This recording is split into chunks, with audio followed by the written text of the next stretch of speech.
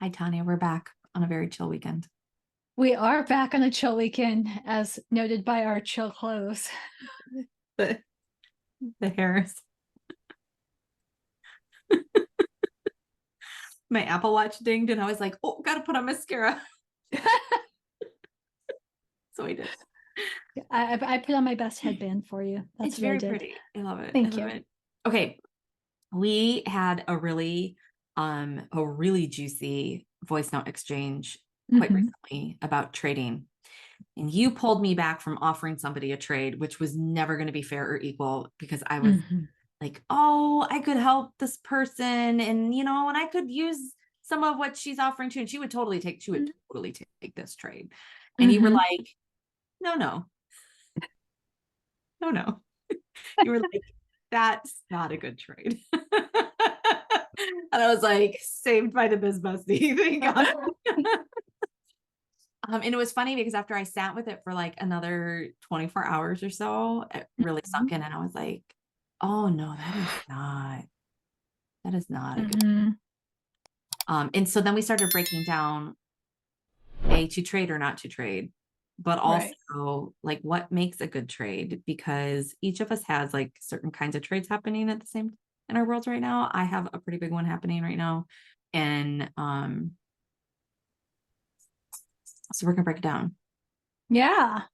Well, and I think, the first question, of course, is to trade or not trade, right? And that's where you and me were talking because you said, "Oh, well, I think I could offer a trade and I would get this in exchange for that."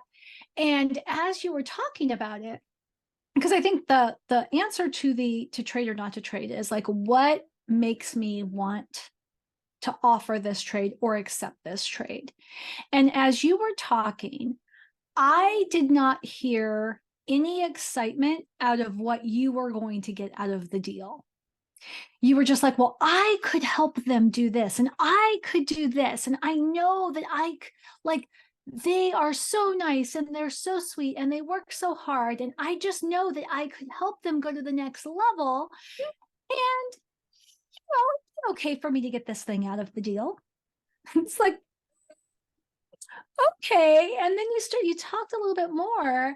And then what was really key was because I've heard people talk about trades left like ever since I've been in business, right?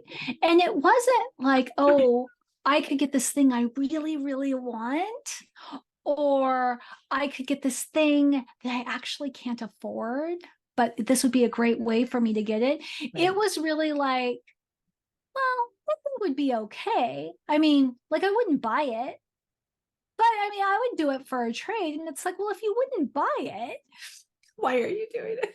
like if you're not going to trade your money for it, why would you trade your energy for it? Yes. Yes. And it was something where I was like, I could use a little bit more of this right now, but to have or not have it is not the end of the world. And Mm-hmm. I can afford their service. They cannot afford my service. Right. And then it brought up some interesting things, which we've parked a couple of notes, which was you reminded me for this recording that I had brought up a question about like how hungry are you?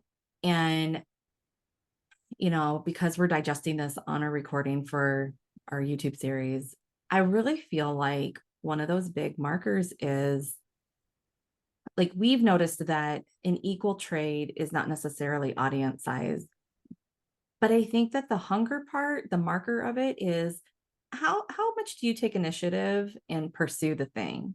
Because that's an uncomfortable thing to do. Like it requires a little bit of guts, especially if you're a smaller fish asking a bigger fish for something. Mm-hmm.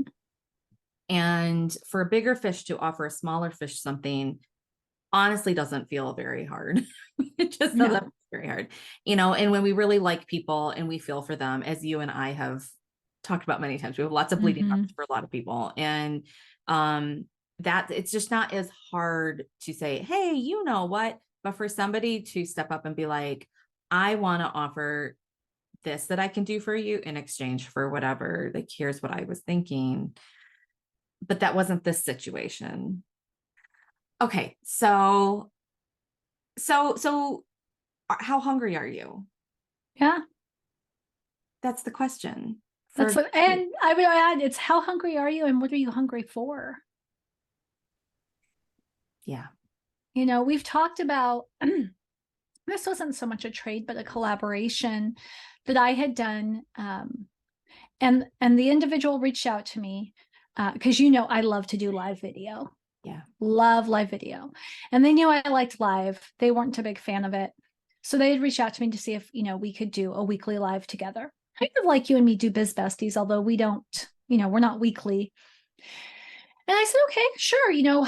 How long do you want to do it? What's your thoughts? And so they had this, they're like, okay, we're going to do it for 6 months. And this is what I think we can get out of it. And it's going to be great. And, and it's classic, like, and it's going to be so good for you because you're not very active on this channel and it'll still expose you to a whole new group of people. And I'm like, yeah, that sounds great. So we talked through it and I was like, okay, do I need to come up with, with the agenda each time? Is that no, it's me, it's my audience. Like, I'm going to do it. Okay, great. Time 3, right? So third week of what's supposed to be 120 weeks, they're already like, I'm just not feeling it. And I'll, like, full disclosure, we were maybe have 2 live viewers each time. Right. Because I wasn't very active on that channel because my people weren't on that channel. So were they Which hoping? I was honest. They were hoping. Yeah, I had interviewed them at one point in my Facebook group, and my Facebook group is super active. Yeah. And, we had like 28 live viewers, and my people will ask questions and they'll provide feedback. They're just very well practiced. It had to be a good viewer, Right. especially on a live broadcast. They understand the exchange of energy. And so they're awesome. So this person just thought, like, oh, well, if I bring her over to my platform, these people are going to be there every single week. It's going to be awesome. But it was a channel that my people aren't on. Mhm. Right. And so, no, we didn't go viral. She didn't get a bunch of sales. I didn't get anything out of the deal either. But also, she would put it in her newsletter every week, right? Uh-huh. Hey, and then she'd announce it on that channel. Yeah. Hey, we're doing this thing. Meanwhile, I'm putting it in my newsletter for 2 weeks, right? Because I would put it, hey, this is what we're going to be talking about this week. And here's the recording from last week. Right. I was sharing it on all social platforms. And then I would DM people right before we hopped on live. Hey, I don't know if you're on right now, but we're going to be hopping on. And then afterward, based on wherever the conversation went, I would DM 5 to 10 people and say, hey, I just finished this interview and it was really good. And we talked about this, which I feel like you would have a lot to say about that. Right. Or this person gave a really good tip on this thing, and I know you've been working on that. So Mm-hmm. I was like, pulling in everything, right, to Yeah. get as much exposure to it as possible, because one of my values is any amount of time I'm going to invest in something, I am going to leverage for all it's worth. You really do that, because you did that when you were a guest on my podcast this season, which and do you know who has the best performance on their episode? It would be you. No. But I have a really interesting question here, though, because I'm hearing you talk and I'm noticing a difference between the two of us. And you're talking about, like, it seems like time and energy are the bigger values for you. Mm-hmm. I tend to qualify a lot of my trades in terms of dollar values, or not even like the price, like sticker Mm-hmm. price, but sort of like the benefit dollar value feeling of things. And I'm wondering, like, at what point do we qualify something a trade, and at what point do we qualify it a collaboration? Are joint venture partnerships, are those trades, or are they JVs because we put basically contracts around them and make them super official? Like, Mm-hmm. Yeah, I view JVs as collaborations unless money gets exchanged, right? If it's an affiliate yeah, deal, then that's it's a financial transaction. It's just another revenue stream for you, right? You're loaning them your audience, but it's not really a loan. You're selling them your audience. yeah, right? And you're only paid on the people in your audience who take action. So it's no different than, if you referred a client to me, like I give all my referrers 10%, Hmm. right? And cut you a check for 10% because you got me a client, whatever Hmm. that happened. And I always figure, because it costs me usually more than 10% to acquire a client Yeah. through organic means. So that's how I view it. And I know that a lot of what you and me have talked about, what you have brought to the table are true trades. You are trading services that you actually charge for, Mhm. and the other person is providing services that they charge for, Yeah. and you have bartered it out. I don't do that because, I early in my career, I remember I had a mentor who recommended it, and she encouraged, everybody in her program to trade with each other. And I felt like I got discounted services for a discounted price.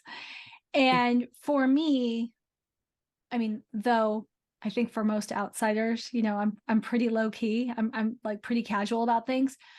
There are certain things where I do have a high standard. Like Yeah. there is like a prestige level that I expect. And so, like, I could trade you, I don't know, a community strategy for sales page writing. But if I feel like I didn't get the same level of service from you as somebody who actually paid you $1,000 for the sales page or $5,000 for the sales page, Yeah. I don't feel like I got a quality trade. Yeah. And I've known too many people, and tell me about your experience with this. Yeah. So I know too many people who have done trades and who have been like, well, I mean, it's not like they're paying for it. I have heard that from other people before, like on the side of the actual trade that's happening, like off on the side of the conversation, and they will put them secondarily. And I think there's a Mhm. fairness in that to a certain extent because it is different than somebody who paid you cold hard cash. It is different. But there still has to be a priority in there where the work still has to get done and we still have to do it to the quality level that like everyone else normally expects. And I think this is where if you're gonna trade, I've learned this the hard way over the years. If you're gonna trade service like that, there has to be some specificity on this is what I'm looking for and this is what I expect. And yeah, I think too, like I think almost the harder part with trades is you kind of have to put on your big girl panties a little bit harder because you have to be able to have harder conversations sooner. And when Mhm. you have a client who doesn't pay you, you have that conversation. You're like, well, so services cannot be rendered because we have, Yeah. but when you have a trade, it's like, well, now we get into crunchy territory. And I think you and I have both seen in our coaching time. So many people, because they don't have a lot of money when they're starting out, or they don't want to Mhm. spend a lot of money capital when they're starting out. They're like, oh, well, we'll trade, I'll trade my course for your course. And then it's not really equal. And then they have to have a difficult conversation Mhm. and they get upset. And I think that if you decide to do trades, um, you have to like have a come to Jesus talk with yourself first about Mhm. what your personal threshold is for the gray zone of like the stuff is just going to go unsaid. If these things happen, it's just going to go unsaid. I know that I have a pretty high threshold and I'm trying to make it lower. Um, I have gifted things to people in the past where I think technically it really should have been a trade, Mhm. but it's really, I'm just like, it's kind of like when when they say when you loan money, they're like, consider it a gift. Yeah. And I think that a lot of times I look at trades as like, this is a bit of a gift and I'm going to try to get the Mhm. thing that I need. And the more specific I am about the thing I need, the better off I am. Mhm. But if my whole business is nothing but that, I don't really have a business. So Right. that's the thing. All right, I have a question for you. Okay. What is your thought? This just came to me about trades for endorsements or trades for testimonials. Oh, that one's a tricky one. I feel like there's so much nuance to it because on one hand, especially when you're starting out or if you're launching something fresh, to be like, let me just get a trade for your testimonial, do this thing. It can work. I've seen it work. But I think in the day and age that we're in, people we know are more invested when they actually invest dollars. They approach it different. And Yeah. yes, and I was wondering if you would say this because that is true. Also, I don't feel like it does the provider any, it doesn't do them a service because it doesn't technically validate their offer. No, it really does not validate the offer. And also, I don't think that people who um, come into something for free, they're not as emotionally or energetically invested. And so it's really easy to be like, oh, yeah, I loved it. It was great. I feel like you Right. start to get into the mom territory of like, my mom loves it. And Well, it's like my mom loves it. And the testimonial, I mean, you know how this is. It's like in the back of the person's mind, it's like, well, it's not like I paid for it. I mean, it was fine for free. yeah, That's not really what we're looking for. no, because I feel like for people to pay you or not pay you tells a lot about, is this offer A, still viable in the current market, that on the broader sense, Mm-hmm. B, that it has helped to them.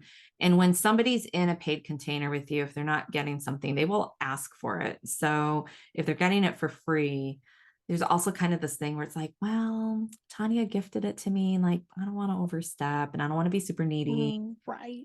When, if you're in the container, you should be asking for those things, but then you would never know that I wanted those things or needed those things. And you're like, it's great. Right. Um, yeah, yeah. I've had containers in the not too recent past where I had some gifted seats and some paid seats mixed in together. Mm-hmm. And I really noticed a difference in the gifts.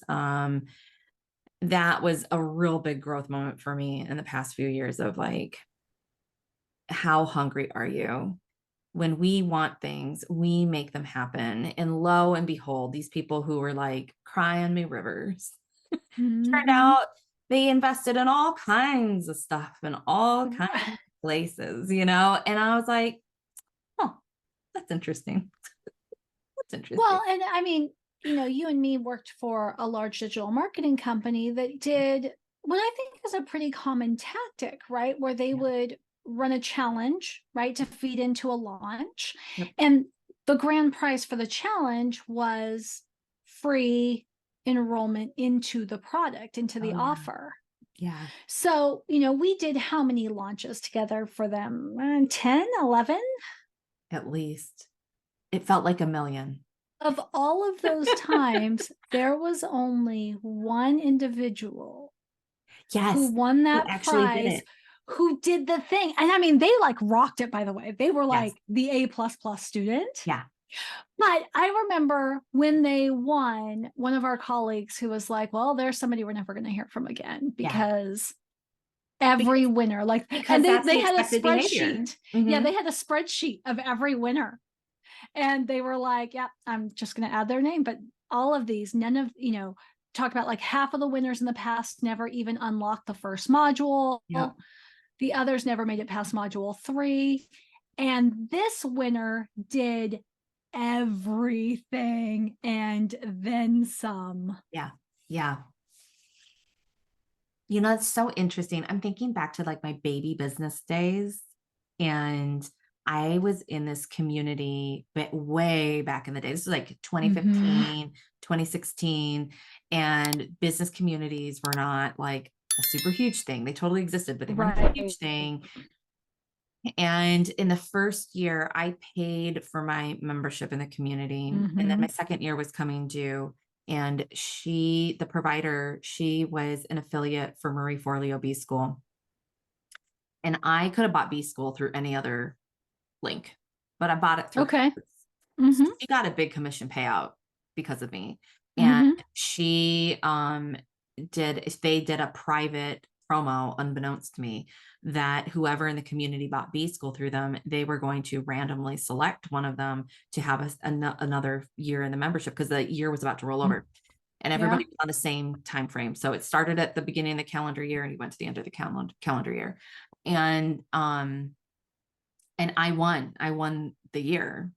So my second year was comped. Mm-hmm. And my participation in that second year was nil. And Right. because I didn't elect to pay for it, suddenly was glaringly obvious. Like this was about the time when online entrepreneurship really started to bubble up.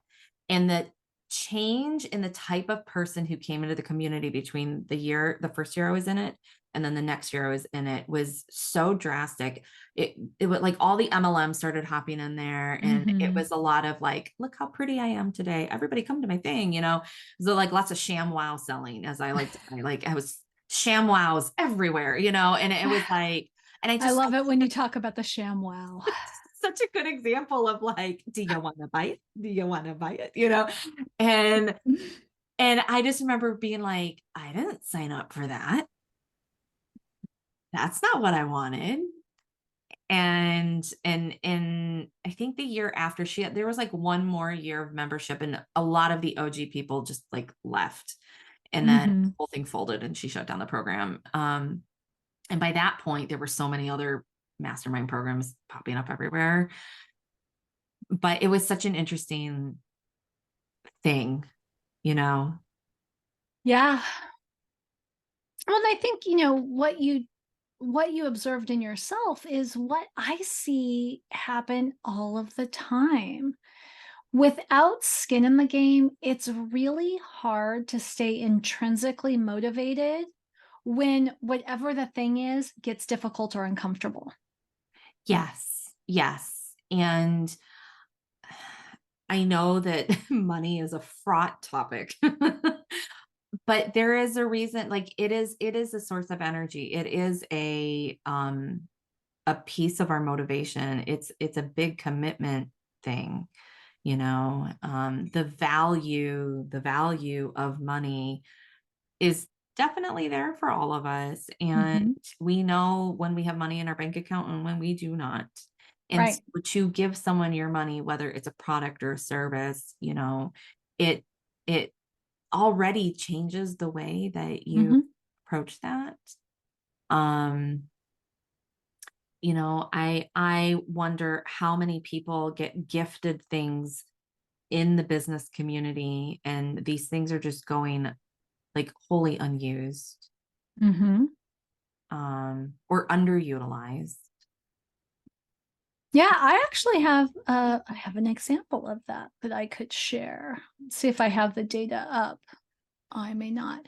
So as you know, I launched, and this is, it's going to be kind of silly, right? But I launched a $9 offer, And right? I love your $9 offer. And it's so smart. The strategy behind this is so smart. I love it.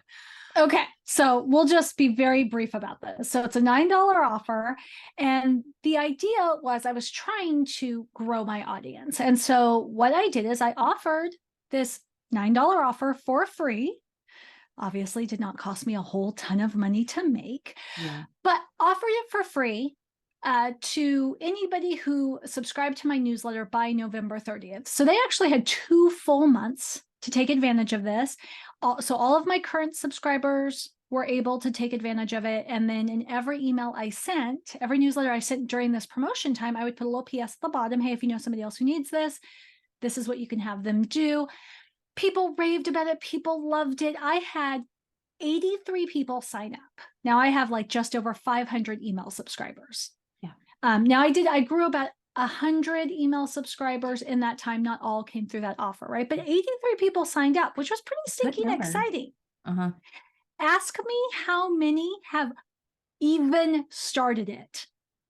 Ooh, ooh, 2%, 1%.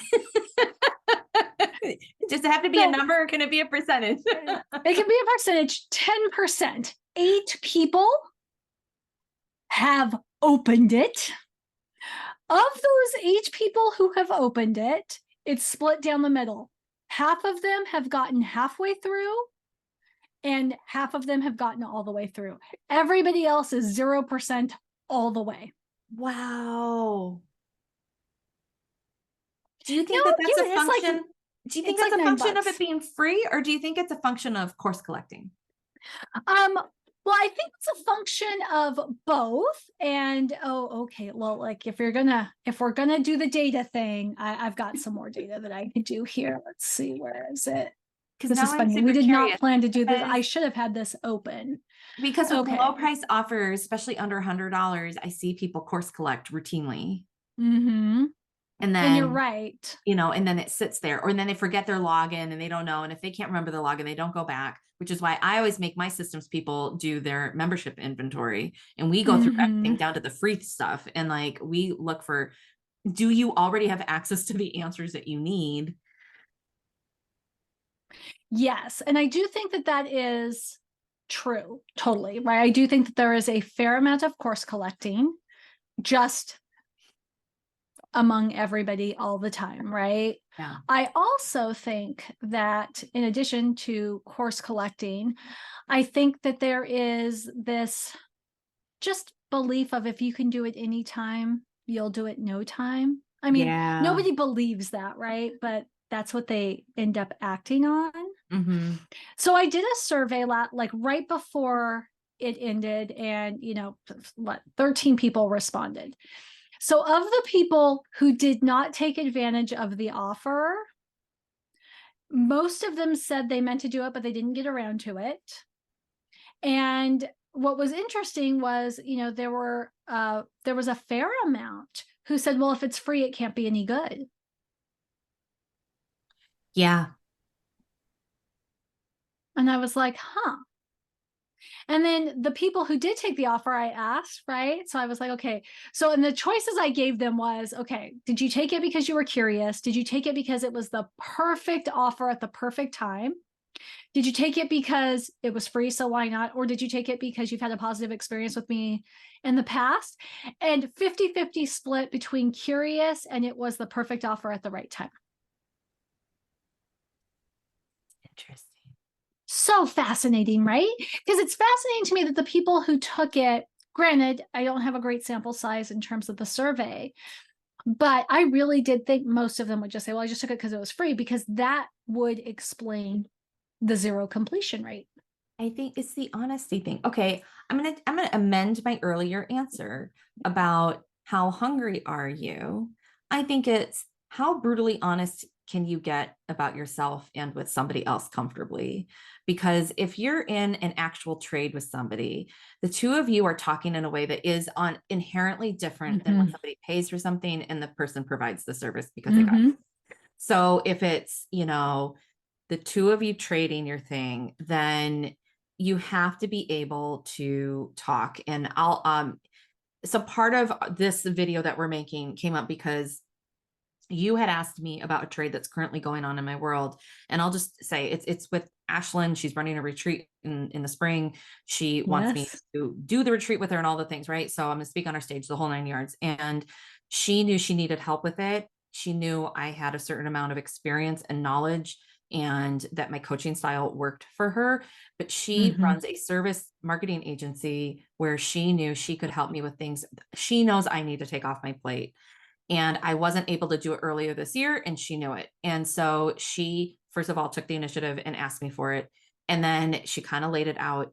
But the thing that I think it has been working is we have fallen into this thing where, because both of us are working with Lindsay, who is my acupuncturist nutritionist, we Mm-hmm. both were like, okay, we both want to get more steps in during our day. How about if we start our days with a walk and talk meeting? Because we need to talk more, because this is a trade, we inherently need to talk more, because we won't be putting a whole bunch of meetings on the calendar because we don't want to. We had a couple at the Right. beginning to get things established because you kind of need to. But other than that, it's like our goal wasn't to sit on Zoom with each other all day. That's not what this is. So we like combine forces and we walk and talk at 6:30 in the morning. And it helps us hear about what's actually going on. And so the trade is a completely different feeling from service being provided to this person. Mm-hmm. And I think it's what makes it work, because we both had like a lot of honest conversations last week about all kinds of stuff that's going on in both of our businesses that's affecting the things that we're helping each other with. Mm-hmm. And and I think it enables us to actually properly trade. Mm-hmm. And the trade is not, and the thing that I'm getting more comfortable with in this situation is the trade is not tit for tat. You hand me a stick and now I hand you a stick, you know? It's like I am behind on giving her some things. And there was a moment there where I was like, well, shit, you know, and I was kind of like Mm-hmm. digesting that with you, where I was like, well, shit, I'm behind on all this stuff. Like, I'm not really getting my thing. And it was like, no, no, it turns out I am. And it's coming. It's not going anywhere. And I need to make sure I hand over things in the right way. And by talking it out with her in the mornings, I'm also finding a lot of stuff that for the long term, in terms of delegating certain things away from me, needs to happen. So it's not going to be like an immediate thing. So I think that for me, at least in this question that we're investigating, I think that that is it for me. It's the how hungry are you, which involves a certain amount of initiative. And it's also, it's a different kind of a conversation. And there's an honesty in that conversation. Mm-hmm. Um, and there's no point in either of our exchanges where we're still trying to mask or put on the I feel fancy, I'm so great, Right. you know? And I think that's what makes it work. And I think it's also the qualifying difference why things that happened in my business earlier in the year didn't work. Like the bundled mastermind that I did at the beginning of the year, Mm-hmm.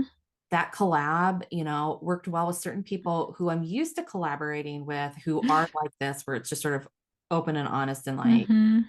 and then there was other people where it was like, oh, I'm They gonna sold get their you some. ShamWow. They sold their ShamWow and they thought they were gonna get something. And I'm like, no, no, this is us together. Mm-hmm. Um and yeah, I think that's what it is. So I want to bring this back because you just made a really good point that you didn't know you made. So Right. I'm gonna reflect it to you. So in talking about the trade with Ashlyn Yeah. compared to the initial trade that we were talking about when we opened this conversation, Yeah. the biggest difference is you and Ashlyn, your trade solved a problem you were both already actively looking to solve. That's yes. Tonya. Oh, you're good. Like Oh, I think that is that's a huge part of what makes that trade powerful and smart for both of you. But you both had been, because the trade came out of a conversation you had had about these things that you needed that you'd been trying to get, and it was yeah. like, oh, you know what, like, oh, this, but I'm not ready for it, like I need these things but I'm not quite ready. And then naturally both of you went, well, like, I get that. And you're Mhm. right, you're probably not ready. But if we work together, we could help each other get ready and then we could trade it. Yeah. And so a lot of your walk and talk is both of you getting each other ready for what needs to happen so you can trade your services. Where in the first conversation, you were not actively looking for that thing that No. you were willing to trade for your services. Yeah. And they weren't looking for your services. I don't even think they know they need your services because they're just not that plugged in to where their business is at and where their business could go and all of those things. Well, also their focus, I happen to know a bit about what's going on in their life, and like their Mm-hmm. focus is on other things right now, you know. Yeah. It's just that whenever I do see that person and we chat, because of the businessy stuff that happens in my world, they're always Mm-hmm. asking me business questions, Right. you know, and I'm like, well, I could make this easier. And I that's could not the solve right. all your I'm problems. like, park ego backseat bye. Like, um, yeah, yeah. I love that. I love that the topic of trades came up in our discussing back and forth. Um, I love that in our reflections that you and I have both been doing, off of our recorded conversations, how much a lot of these elements actually are very present in the activities Mm-hmm. of the year. Um, and I know that for both of us, like our whole goal in recording it is hoping that our people who like following this series end up questioning themselves before 2024 hits, which is Mm-hmm. like, what do I need? What am I willing to trade? What am I looking for? How hungry am I? Mm-hmm. Like, how do I evaluate how hungry someone else is? And that maybe that's not a dance around it, but it's like, can we sit down and have a meeting about how hungry we each are? Mm-hmm. Is this going to be right? Um, yeah, I think that those things are needed, but also Yes. like, I mean, your data is so compelling about the fact that when people pay for things, it is different. Yeah, now that it's no longer $9, or no longer free, Yeah, I am curious, first of all, how many people enroll at the $9 rate, and if the yeah, completion rate changes once they have some itty bitty teeny weeny bit of skin in the game. yeah, And one thing that I didn't talk about, but I will, is I am preparing an email to make sure that all those people who have 0% completion aren't like they didn't lose the link or couldn't right. log in, or, because people also oftentimes don't do the customer service request if they didn't spend money. So you don't even know that they had a problem. Yeah, yeah, So really, I think like underpinning the whole conversation here is that it's not that all trades are bad, which is where I oftentimes camp out in my yeah. belief system. But it's important to recognize that not all trades are good trades, not all trades are equal trades. No, and not all trades need to be equal trades if you're Mm-hmm. both getting what you want. Right. And Well, equal is relative. an equal It's is not very about dollar for relative. dollar, right? But it's Yeah, about we both get what we need from each other and from this experience. It makes me think a lot about the nonprofit sector.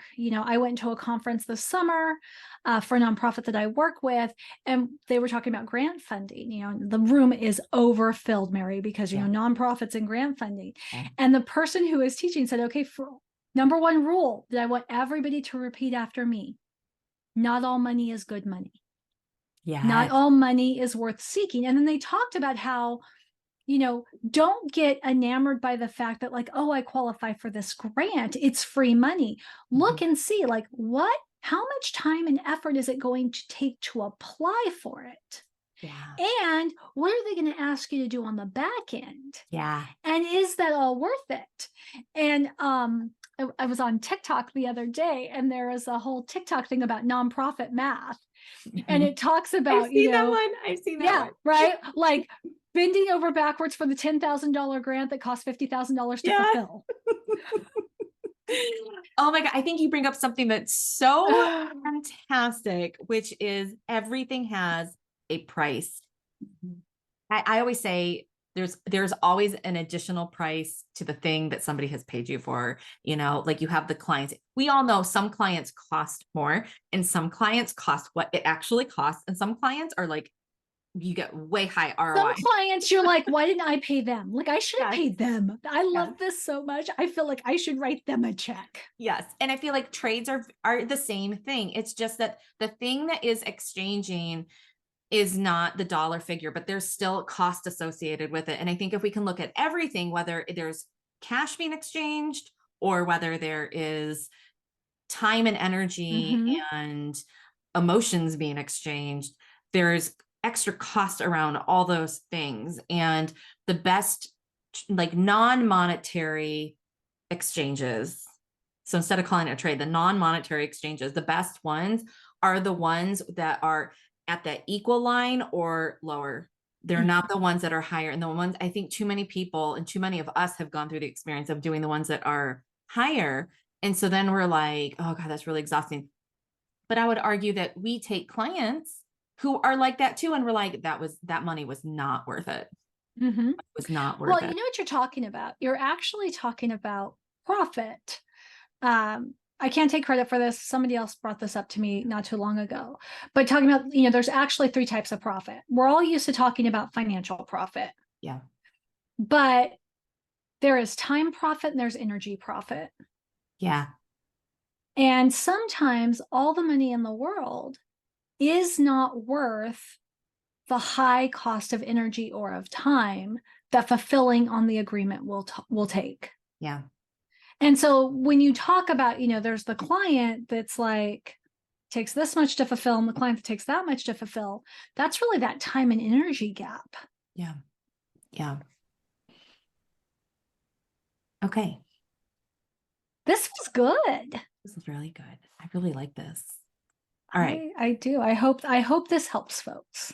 I hope so too. It was helpful for us to digest it. And this recording Mhm. has been extra helpful to digest. So I'm going to publish it. Who knows what we're going to come up with next? It's going to happen. Yeah, I think we should it should be open for ideas. If I think so anybody, too.